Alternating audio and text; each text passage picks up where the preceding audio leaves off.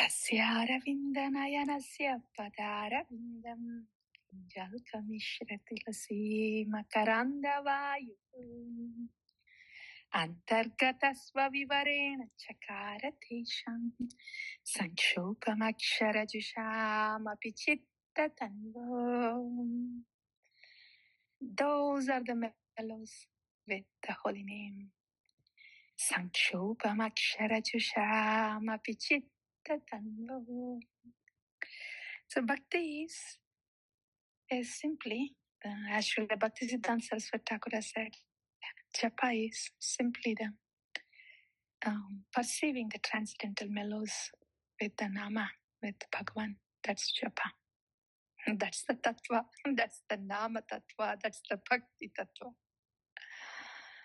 Yes, yes, please.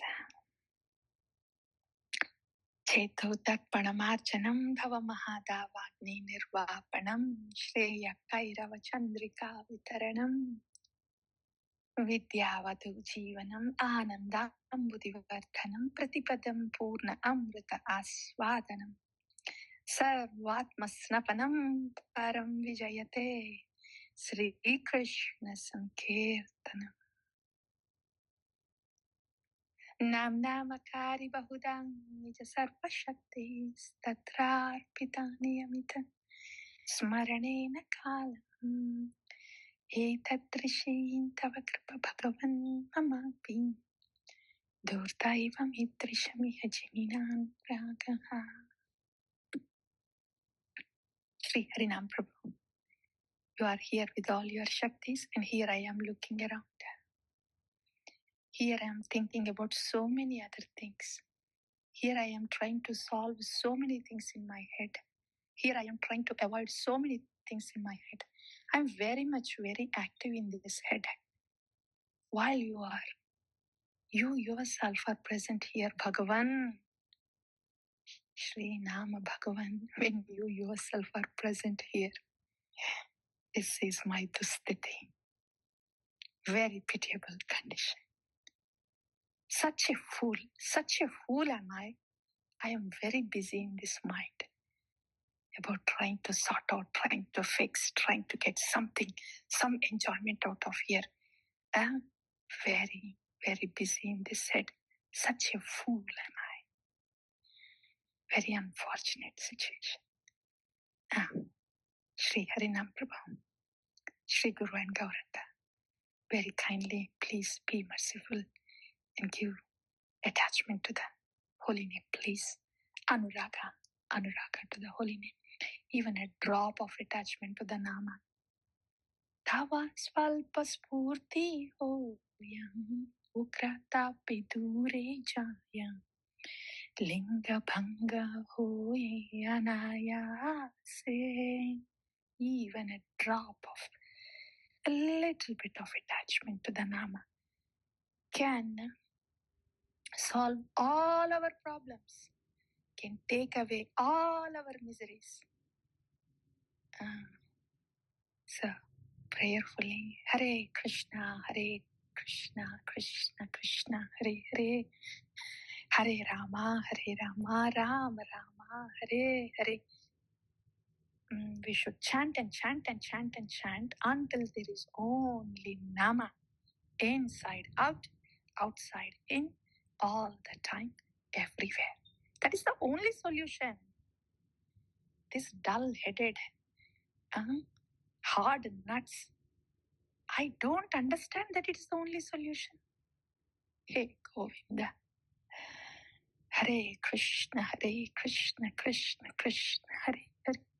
Hare Rama, Rama, Hare Hare. Trinadapi sunichena taroreva sahishnuna. Amanina manadena kirtaniya sada Hare. Just kirtaniya sada Hare. Everything else will fall in place. Material, spiritual, everything. Nadanam najanam na sundarim kavitam va jagadisha kamayim. Mama janmani janmani shwara bhavata bhaktiya hai tukitvayim.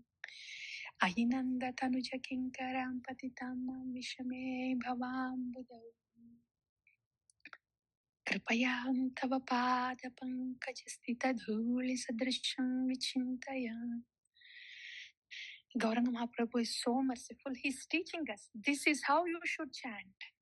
This is how you should think. I know you are very much lost in this Maya. But Jiva Jago, Jiva Jago. This is how you should think.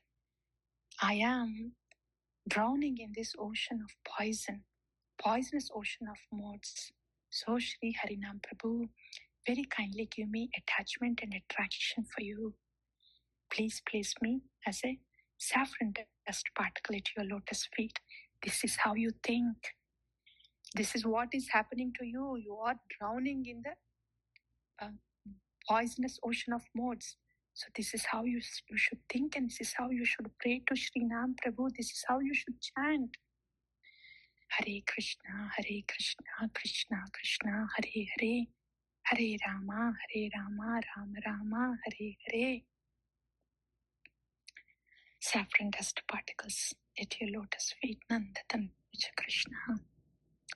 Nayanam Galadashrudharaya Vadanam Gadgadaruddhaya Giram Pulakair Nichitair Vapukadatavanama Grihane Bhavishyati Yogayitam Nimishena Chakshusha Pravarshyayitam Shunyayitam Jagat Sarvam Govinda Virahena Aslishyapadarataam pinastumam Adarshanam marmahatam karotu va Yada tadha vidadhataulam pato Matprananathastu sayeva naparaha Pranamada Shri Gopinada Shri Harinam Prabhu Hare Krishna Krishna Krishna Hare Hare Hare Rama, Rama Rama, Hare Hare.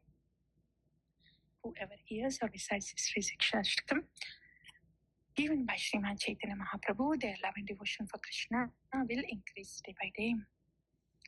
Dharamadhya Sarvasreshta Nama Samkirtana Niraparadham Nama Lele Paye Premadham Athayeva Nama Matra Vaishnavera Dharma